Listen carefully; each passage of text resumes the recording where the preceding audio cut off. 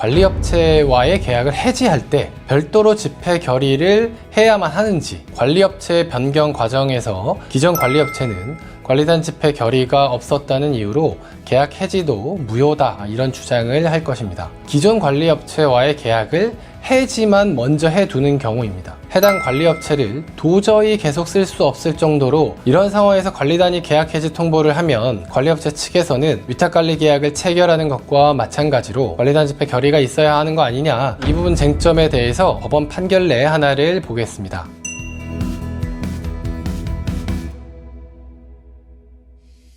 안녕하세요, 이현조 변호사입니다.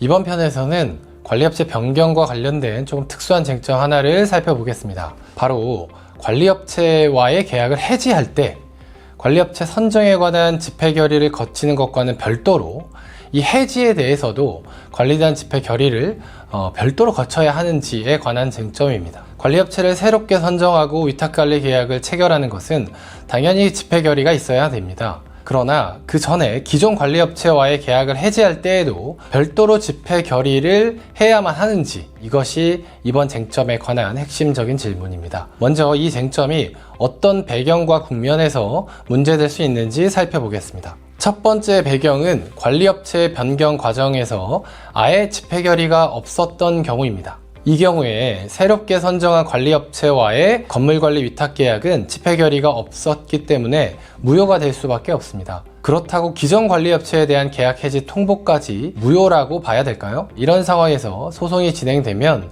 기존 관리업체는 관리단 집회 결의가 없었다는 이유로 계약 해지도 무효다, 이런 주장을 할 것입니다. 이런 주장이 받아들여진다면 관리단은 패소 판결을 받을 수밖에 없고 결국 집회 결의를 거친 후에 다시 소송을 제기해야 하는 불편함을 감수해야 됩니다. 두 번째 배경은 이렇습니다. 새로운 관리업체를 선정해서 계약을 새롭게 체결하는 것은 아직 진행하지 않으면서 일단 기존 관리업체와의 계약을 해지만 먼저 해두는 경우입니다. 보통의 경우 기존 관리업체를 내보내고 새로운 관리업체를 선정하는 것이 거의 동시에 또는 시간의 간격 없이 순차적으로 이루어지는 것이 보통입니다. 그런데 꼭 이렇게만 상황이 진행되는 것은 아닐 것입니다. 해당 관리업체를 도저히 계속 쓸 수 없을 정도로 큰 사고가 터질 수 있는 것이죠. 예를 들어 업무상 배임 횡령에 관해 부인할 수 없는 결정적인 객관적 증거가 발견되거나 아니면 건물관리 인력에 심각한 공백이 상당 기간 지속되는 상황이 이에 해당할 수 있습니다.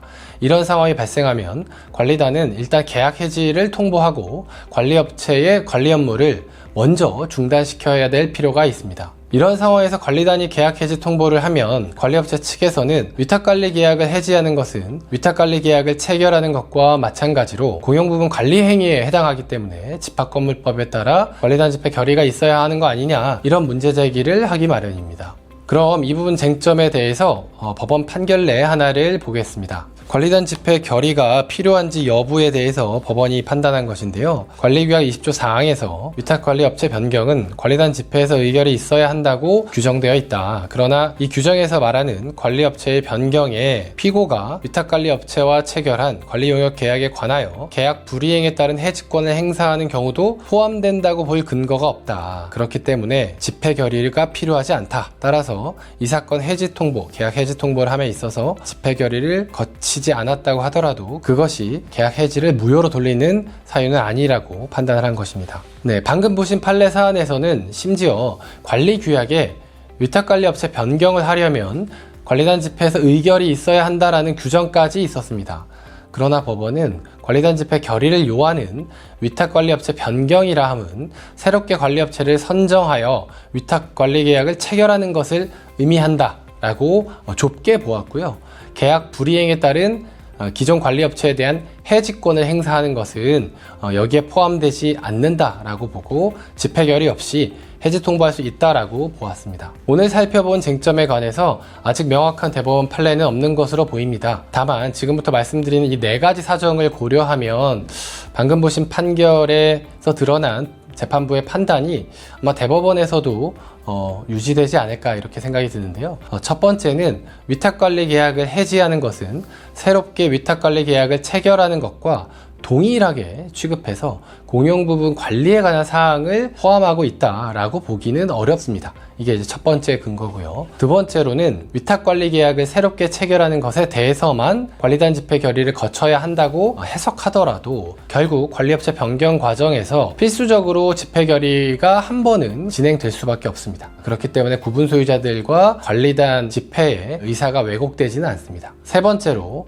계약 해지 사유가 발생해서 계약 해지 통보를 하는 상황은 관리단으로서는 계약 위반에 따른 손해의 추가적 발생을 차단하기 위해 긴급하게 해지를 통보하는 상황일 것입니다. 그래서 집행 결의 없이 이렇게 긴급히 해지를 통보해서 추가적 손해의 발생을 억제시킬 현실적 필요도 있는 것입니다. 그리고 네 번째로는 계약 해지 사유가 발생하는 상황에서도 관리단 집행 결의를 거쳐야만 해지를 할 수 있다라고 본다면 계약 해지 사유가 관리단 집행 결의 시까지 계속 지속돼서 관리단의 피해와 손해가 관리단의 과실 없이 부당하게 증대될 수 있습니다. 이런 네 번째 근거까지 고려하면 오늘 살펴본 판결의 재판부의 판단은 매우 타당하다고 사료됩니다. 오늘의 결론은 이렇습니다. 관리업체와의 계약 해지 사유가 발생하면 새로운 관리업체를 선정하거나 관리단 집행 결의를 거치기 전에도 일단 계약 해지부터 하는 것이 가능하다는 것입니다.